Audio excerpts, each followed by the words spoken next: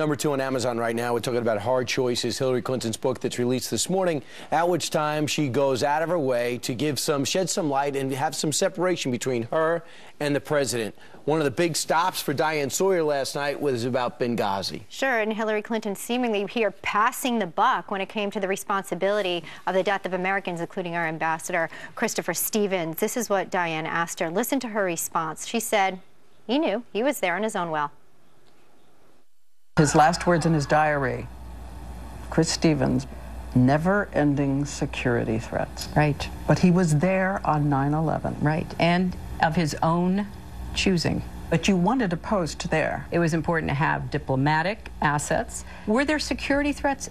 Yes, and there's a long list of countries where there are security threats to American interests. But these were the highest, among the highest. No, well, it would be in the top 25. It was not. Not in the top 5, top 10? Maybe in the top upper 10, but there were places where we had much more concern. So Chris Stevens, according to the former Secretary of State, was there in Benghazi that night of his own choosing. That simply is not true. Greg Hicks, who was the diplomat in Libya the night of that, he was told by Chris Stevens himself. Hillary Rodham Clinton asked him specifically and directly, will you go to Benghazi to see if we could have a permanent post there? And he did, and that's why he was there. He wasn't there of his own choosing. He was there at the direction of the Secretary of State. In the ARB, however, it came out that he went independently, and that flat out is a lie.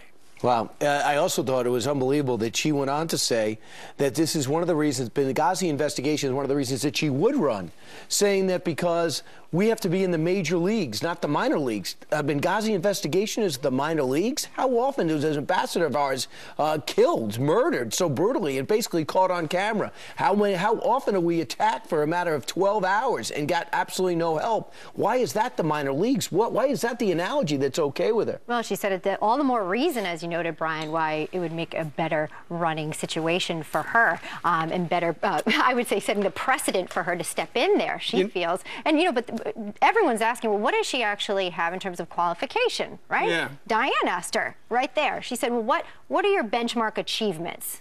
This is the answer. Swirly. When people say, where is the marquee achievement? No sweeping agreements, no signature doctrine.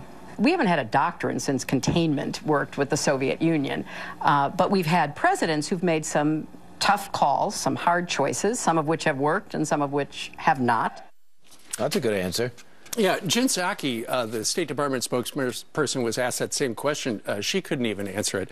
One of the other things that's getting a lot of publicity this morning is the fact that Diane Sawyer says, look, your husband made $100 million doing speeches. You've made $5 million at $200,000 a pop.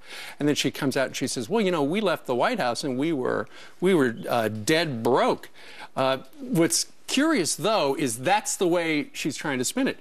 If they've got $100 million, they are on par with the Romneys in the 1% department. And yet how were the Romneys portrayed? They're these out-of-touch rich people. They don't understand the needs of typical Americans. That's just kind of a funny answer when you think about it. Right, when they're trying to, she explained how they were trying to pay off a couple mortgages and a couple big homes and a 100,000 rental or something. And and when they left the White House, she had, I believe the month before, signed an $8 million deal to write her first book. The latest book, she got a $14 million advance. Part of the 1%? Oh, yeah. Sure, if you earn it, that's great. Go for it, but don't complain about it when other people do. There's just a little hypocrisy. Well, yeah, but she'll probably come back and say that was really the Obama people who did the class warfare. That's not really us. We'll see how that goes. Bret Stephens reviewed the book. He said, this is a book that's supposed to be bought but not read, discussed but not examined, excerpted but not critiqued.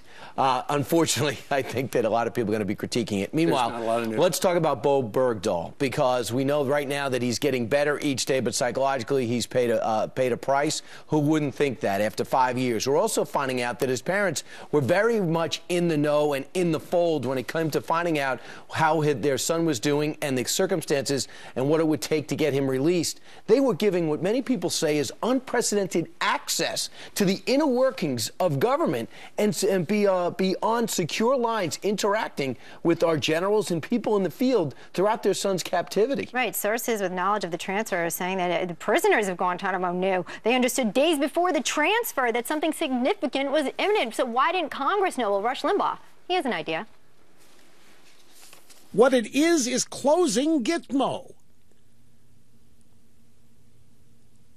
I think what we're looking at is somebody who has already expressed a lack of concern for the Constitution, a lack of concern for the separation of powers.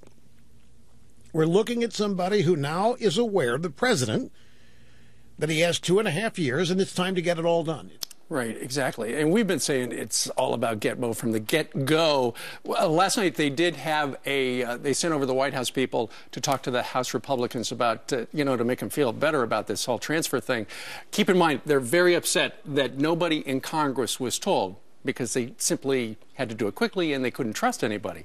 And then it was revealed in this particular briefing that apparently between 80 and 90 executive branch employees and members of the Pentagon and the intel community, 80 or 90 other people did find out about it, but they could not tell one lawmaker. And they're steamed. Yeah, they are. And he's really evidently taking off a lot of Democrats as well. Meanwhile, coming up straight ahead on our rundown.